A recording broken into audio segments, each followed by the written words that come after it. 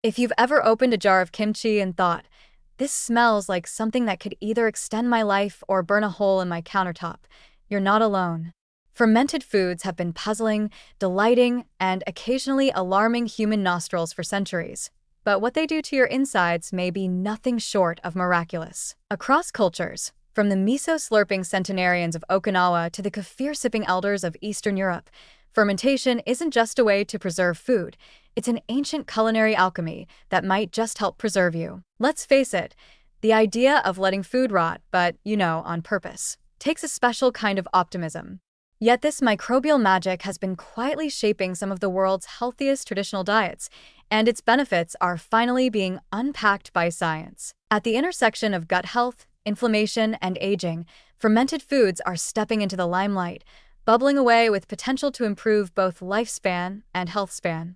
And unlike high-tech longevity treatments, these life enhancers come in jars, crocks, and aged cheese wheels. Let's start with Japan, the reigning heavyweight champion of global longevity. Okinawa, in particular, boasts some of the world's highest numbers of centenarians. Sure, they walk more, eat less, and have a better grip on purpose and community, but their diets are also steeped in fermentation. Miso soup, natto, fermented soybeans with the consistency of alien mucus, and pickled daikon are staples. Studies suggest that these foods aren't just culinary quirks, they're microbiome medicine. Natto, for instance, contains Bacillus subtilis, which produces enzymes that reduce blood clotting risk and may even influence brain health. Miso is rich in probiotics and antioxidants, and regular consumption is associated with lower risks of stroke and cardiovascular disease. So while you might gag the first time natto hits your tongue, your arteries might throw a party. In the Mediterranean, another longevity hotspot, fermentation comes in more socially acceptable and Instagrammable forms: cheeses, yogurts, olives, and naturally fermented wines. Sure, the olive oil and fresh veggies get all the glory, but it's the fermented sidekicks that add microbial diversity and enhance nutrient bioavailability. Traditional Mediterranean yogurt, rich in lactobacillus species, has been linked to reduced inflammation and better insulin sensitivity, two major players in the aging game. Bonus: it doesn't smell like feet, unlike some other fermented contenders. The Nordic diet, too, has its fermented stars: gravlax, cultured buttermilk, and rye bread made with sourdough starters. Sourdough fermentation partially breaks down gluten and phytic acid, making nutrients more absorbable. Some evidence even suggests that the lactic acid bacteria from these breads may help reduce post-meal blood sugar spikes, important in preventing metabolic conditions that tend to snowball with age. And then there's Eastern Europe, where kefir flows freely and cabbage gets its second life as sauerkraut. Kefir is basically yogurt with superpowers. It contains up to 60 strains of bacteria and yeasts, making it a microbial goldmine. Fermented cabbage, meanwhile, is packed with probiotics, fiber, and vitamins that support digestion and immune function. One longitudinal study even found that regular consumption of fermented milk products was associated with a reduced risk of mortality in older adults. Translation: Grandma's fermented beet kvass might be doing more than just haunting your fridge. So, what do these wildly different foods have in common? Three main things.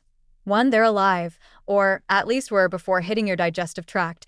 2, they're deeply embedded in cultural eating patterns. And 3, they interact with your gut microbiota in ways that ripple out to affect inflammation, immunity, metabolism, and possibly even mood. As we age, the diversity of our gut microbes tends to shrink faster than a wool sweater in hot water, and that's a problem.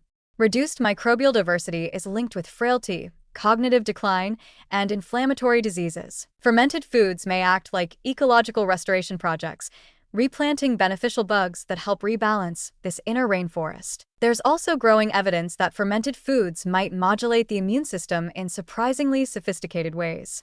Chronic low-grade inflammation, aka inflammaging, is a hallmark of aging and a major driver of conditions like arthritis, diabetes, cardiovascular disease, and even Alzheimer's. Some studies have shown that regular consumption of fermented foods can reduce inflammatory markers like IL-6 and CRP, C-reactive protein.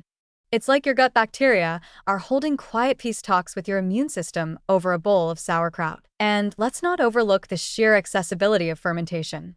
Unlike longevity treatments involving injections, gene therapies, or cryogenic freezers, fermented foods are cheap, low-tech, and DIY-friendly. Anyone with a mason jar, salt, and patience can start crafting gut-friendly marvels in their own kitchen. And if things go wrong, you'll probably just make something that smells terrible, not something that bankrupts your retirement fund. All this raises a curious policy question. If fermented foods are this beneficial and this accessible, why aren't they front and center in public health initiatives for aging populations? Imagine replacing sugary snack subsidies with vouchers for live culture yogurt, or integrating fermentation workshops into community centers for seniors. Not only could this improve dietary diversity, it could foster social connection, a critical but often overlooked component of longevity. Of course, not all fermented foods are created equal. Beer doesn't count, sorry, and neither do pickles made with vinegar instead of live cultures. And if your kombucha has more sugar than a soda, you might be feeding the wrong microbes. But when done right, without excessive salt or pasteurization, fermented foods may be one of the most elegant, low-tech longevity tools we have.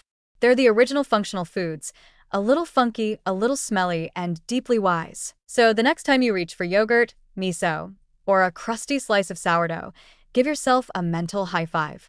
You're not just eating, you're time traveling. You're aligning yourself with centuries of culinary wisdom and giving your microbiome the probiotic party it deserves. Sure, it may not be glamorous, but healthy aging rarely is. It's more often found in humble jars on forgotten pantry shelves, quietly fermenting your path to a longer, livelier life.